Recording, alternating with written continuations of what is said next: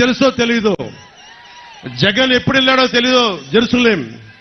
నన్ను భగవంతుడు సినిమాల్లో 2007లో నన్ను జెరూసలేం పిలిపించుకున్నాడు భగవంతుడు.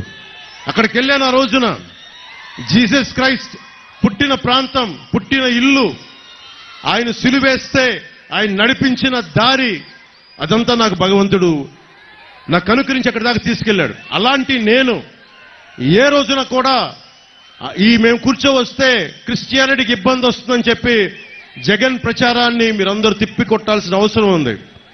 ఒకటే చెప్తున్నాను, అన్ని మతాలు బాగుండాలి, అన్ని ధర్మాలు బాగుండాలి, అందరి దేవుళ్ళని గుండెల్లో పెట్టుకున్న నేల ఇది.